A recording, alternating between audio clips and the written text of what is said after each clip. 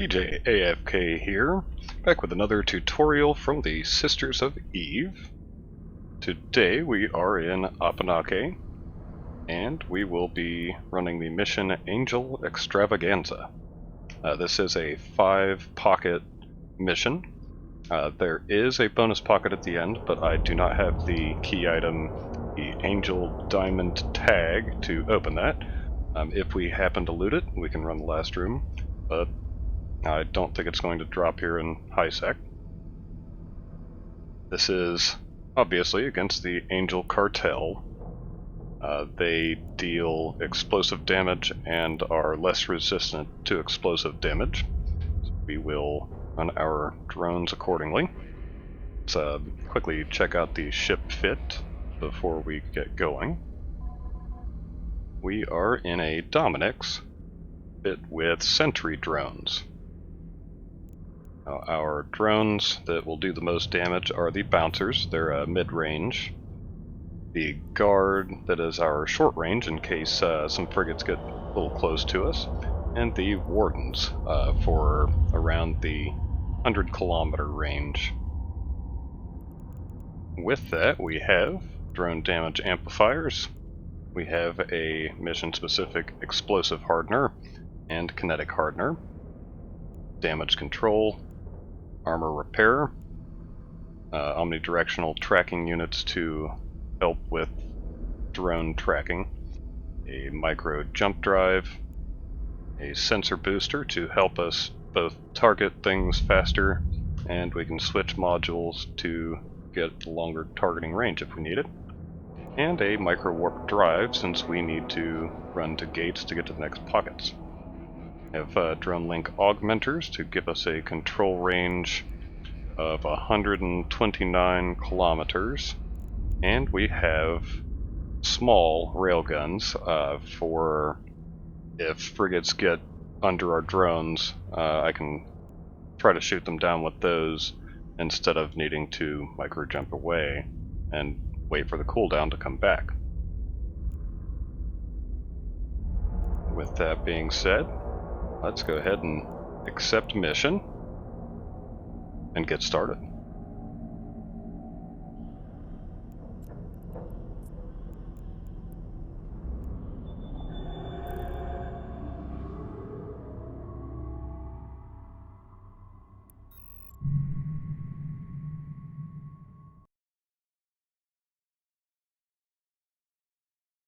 As we land on grid, looks like the frigates are far enough away for us to knock those out first. So let's go ahead and try and do that.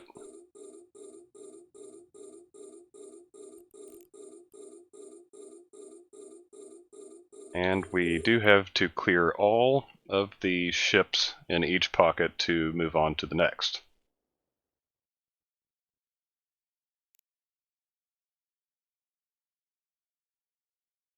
And it looks like the frigates are under our guns. So let's go ahead and move on to the larger ships.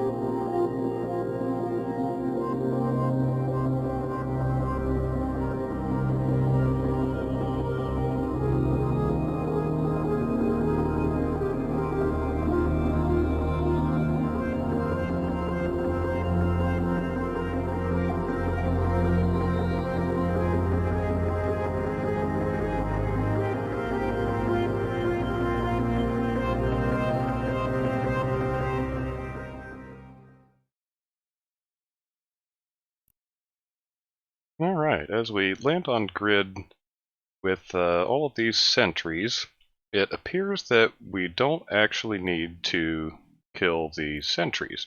However, we will go ahead and do that for fun, but it appears that only the battleship needs to be destroyed to move on to the next pocket.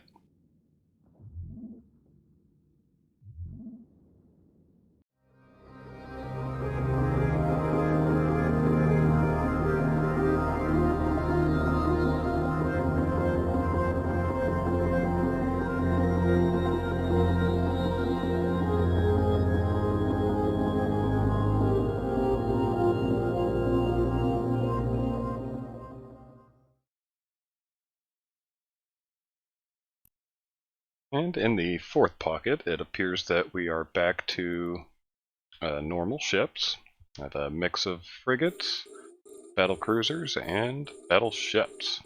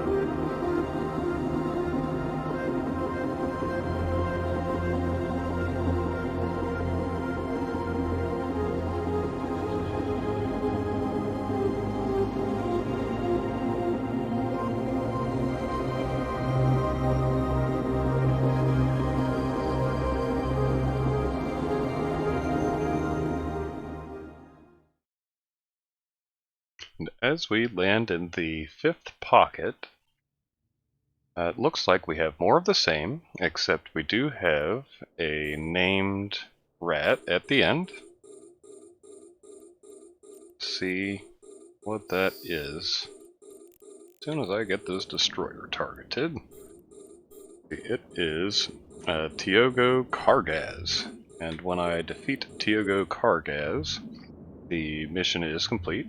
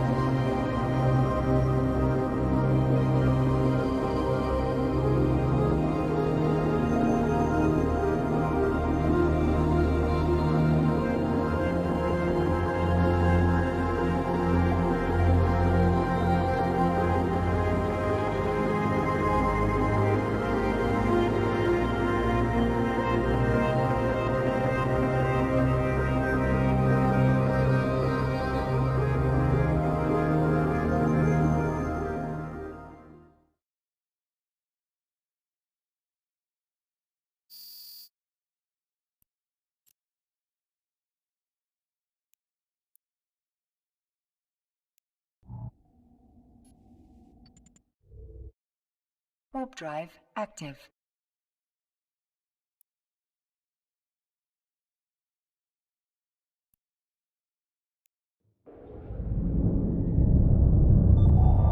Alright, we have returned to station, and we didn't lose any drones, didn't come in any danger. This mission was kind of drawn out a little bit. We had our 5 pockets, but they seemed to trickle out the ships in groups of, well, about 6 to 9. A few frigates, a few battlecruisers, and a few battleships with each wave. The 4th pocket, however, we seemed to accidentally hit the trigger multiple times. Now, the guide states that the last battleship killed on each wave triggers the next wave. However, in this particular run, the first battleship triggered the next wave. Not a big deal, but just a little bit different than expected. At the end, the spider drones were moving incredibly fast. They started out about 70 kilometers away, and by the time we killed the first one in 2 shots, the second one was only hit 1 time by our drones before it was under their guns. Luckily, I had these small railguns attached, and we took it out like that. Didn't need to micro jump away to take care of the last drone when we were done. Other than that, let's verify and go back over the ship fit again. The important parts of the fit are the drone damage. We need as much of that as possible.